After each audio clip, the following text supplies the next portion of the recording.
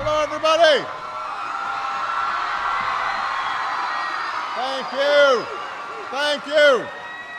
Thank you, everybody. All right, everybody, go ahead and have a seat. How's everybody doing today? How about Tim Spicer?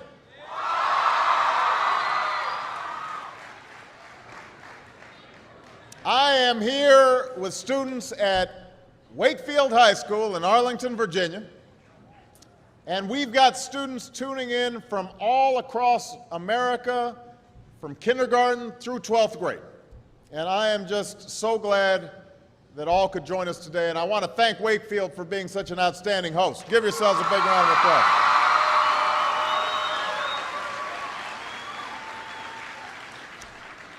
Now, I know that for many of you, today is the first day of school. And for those of you in kindergarten or starting middle or high school, it's your first day in a new school, so it's understandable if you're a little nervous. I imagine there's some seniors out there who are feeling pretty good right now, with just one more year to go. And no matter what grade you're in, some of you are probably wishing it were still summer, and you could have stayed in bed just a little bit longer this morning. I know that feeling. When I was young, my family lived overseas. I lived in Indonesia for a few years. And my mother, she didn't have the money to send me where all the American kids went to school. But she thought it was important for me to keep up with an American education. So she decided to teach me extra lessons herself, Monday through Friday. But because she had to go to work, the only time she could do it was at 4:30 in the morning. Now, as you might imagine, I wasn't too happy about getting up that early. And a lot of times I'd fall asleep right there at the kitchen table. But whenever I'd complain, my mother would just give me one of those looks and she'd say, "This is no picnic for me either, Buster." So I know that some of you are still adjusting to being back at school, but I'm here today because I have something important to discuss with you. I'm here because I want to talk with you about your education and what's expected of all of you in this new school year. Now, I've given a lot of speeches about education, and I've talked about responsibility a lot. I've talked about teachers' responsibility for inspiring students and pushing you to learn. I've talked about your parents' responsibility for making sure you stay on track and you get your homework done and don't spend every waking hour in front of the TV or with the Xbox. I've talked a lot about your government's responsibility for setting high standards and supporting teachers and principals and turning around schools that aren't working, where students aren't getting the opportunities that they deserve. But at the end of the day, we can have the most dedicated teachers, the most supportive parents, the best schools in the world, and none of it will make a difference. None of it will matter unless all of you fulfill your responsibilities. Unless you show up to those schools, unless you pay attention to those teachers, unless you listen to your parents and grandparents and other adults and put in the hard work it takes to succeed. And that's what I want to focus on today, the responsibility each of you has for your education. I want to start with the responsibility you have to yourself. Every single one of you has something that you're good at. Every single one of you has something to offer. And you have a responsibility to yourself to discover what that is. That's the opportunity an education can provide. Maybe you could be a great writer, maybe even good enough to write a book or articles in a newspaper, but you might not know it until you write that English paper, that English class paper that's assigned to you. Maybe you could be an innovator or an inventor, maybe even good enough to come up with the next iPhone or the new medicine or vaccine, but you might not know it until you do your project for your science class. Maybe you could be a mayor or a senator or a Supreme Court justice, but you might not know that until you join student government or the debate team. And no matter what you want to do with your life, I guarantee that you'll need an education to do it. You want to be a doctor or a teacher or a police officer? You want to be a nurse or an architect, a lawyer or a member of our military? You're going to need a good education for every single one of those careers. You cannot drop out of school and just drop into a good job. You've got to train for it and work for it and learn for it. And this isn't just important for your own life and your own future. What you make of your education will decide nothing less than the future of this country. The future of America depends on you. What you're learning in school today will determine whether we as a nation can meet our greatest challenges in the future. You'll need the knowledge and problem-solving skills you learn in science and math to cure diseases like cancer and AIDS, and to develop new energy technologies and protect our environment. You'll need the insights and critical thinking skills you gain in history and social studies to fight poverty and homelessness, crime and discrimination, and make our nation more fair and more free. You'll need the creativity and ingenuity you develop in all your classes to build new companies that will create new jobs and boost our economy. We need every single one of you to develop your talents and your skills and your intellect so you can help us old folks solve our most difficult problems. If you don't do that, if you quit on school, you're not just quitting on yourself, you're quitting on your country. Now, I know it's not always easy to do well in school.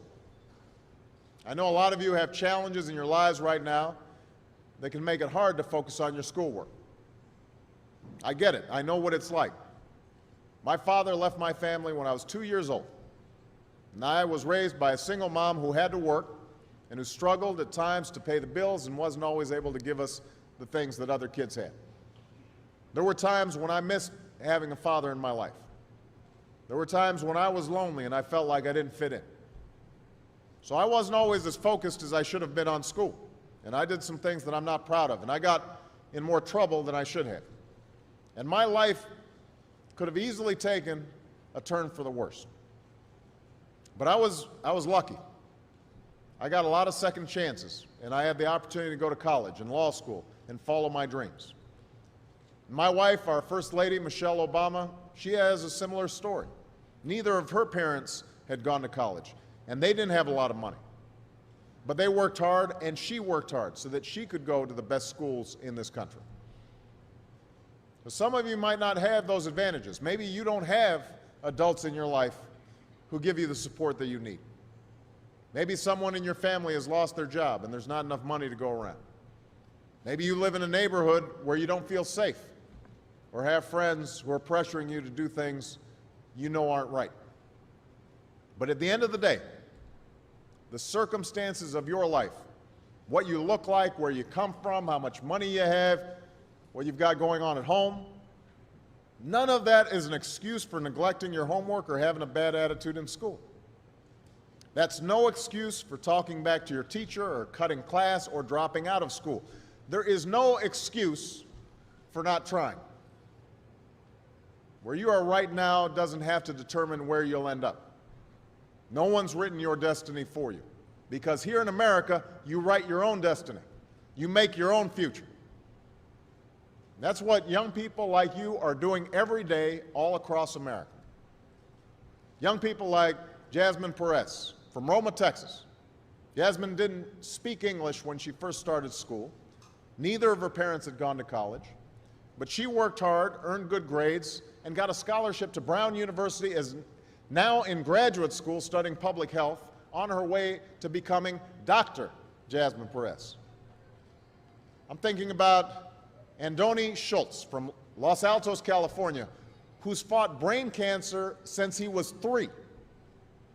He's had to endure all sorts of treatments and surgeries, one of which affected his memory, so it took him much longer, hundreds of extra hours, to do his schoolwork. But he never fell behind. He's headed to college this fall. And then there's Chantel Steve from my hometown of Chicago, Illinois. Even when bouncing from foster home to foster home in the toughest neighborhoods in the city, she managed to get a job at a local health care center, start a program to keep young people out of gangs, and she's on track to graduate high school with honors and go on to college. And Jasmine, Andoni, and Chantel aren't any different from any of you. They face challenges in their lives just like you do. In some cases, they've got it a lot worse off than many of you. But they refuse to give up. They chose to take responsibility for their lives, for their education, and set goals for themselves. And I expect all of you to do the same. And that's why today I'm calling on each of you to set your own goals for your education and do everything you can to meet them. Your goal can be something as simple as doing all your homework, paying attention in class, or spending some time each day reading a book. Maybe you'll decide to get involved in an extracurricular activity or volunteer in your community. Maybe you'll decide to stand up for kids who are being teased or bullied because of who they are or how they look. Because you believe, like I do, that all young people deserve a safe environment to study and learn. Maybe you'll decide to take better care of yourself so you can be more ready to learn. And along those lines, by the way, I hope all of you are washing your hands a lot and that you stay home from school when you don't feel well so we can keep people from getting the flu this fall and winter. But whatever you resolve to do, I want you to commit to it. I want you to really work at it. I know that sometimes you get that sense from TV that you can be rich and successful without any hard work, that your ticket to success is through rapping or basketball or being a reality TV star. Chances are you're not going to be any of those things. The truth is, being successful is hard. You won't love every subject that you study. You won't click with every teacher that you have. Not every homework assignment will seem completely relevant to your life right at this minute. And you won't necessarily succeed at everything the first time you try. That's okay. Some of the most successful people in the world are the ones who've had the most failures. J.K. Rowling, who wrote Harry Potter, her first Harry Potter book was rejected 12 times before it was finally published. Michael Jordan was cut from his high school basketball team. He lost hundreds of games and missed thousands of shots during his career. But he once said, "I have failed over and over and over again in my life, and that's why I succeed." These people succeeded because they understood that you can't let your failures define you. You have to let your failures teach you. You have to let them show you what to do differently the next time. So if you get into trouble, that doesn't mean you're a troublemaker. It means you need to try harder to act right. If you get a bad grade, that doesn't mean you're stupid. It just means you need to spend more time studying. No one's born being good at all things. You become good at things through hard work. You're not a varsity athlete the first time you play a new sport. You don't hit every note the first time you sing a song. You've got to practice. The same principle applies to your schoolwork. You might have to do a math problem a few times before you get it right. You might have to read something a few times before you understand it. You definitely have to do a few drafts of a paper before it's good enough to hand in. Don't be afraid to ask questions. Don't be afraid to ask for help when you need it. I do that every day. Asking for help isn't a sign of weakness, it's a sign of strength, because it shows you have the courage to admit when you don't know something, and that then allows you to learn something new. So find an adult that you trust, a parent, a grandparent, or a teacher, a coach, or a counselor, and ask them to help you stay on track to meet your goals. And even when you're struggling, even when you're discouraged, and you feel like other people have given up on you, don't ever give up on yourself. Because when you give up on yourself, you give up on your country. The story of America isn't about people who quit when things got tough. It's about people who kept going, who tried harder, who loved their country too much to do anything less than their best. It's the story of students who sat where you sit 250 years ago and went on to wage a revolution, and they founded this nation. Young people. Students who sat where you sit 75 years ago, who overcame a depression and won a world war, who fought for civil rights and put a man on the moon. Students who sat where you sit 20 years ago, who founded Google and Twitter and Facebook and changed the way we communicate with each other. So today, I want to ask all of you, what's your contribution going to be? What problems are you going to solve? What discoveries will you make? What will a president who comes here in 20 or 50 or 100 years say about what all of you did for this country?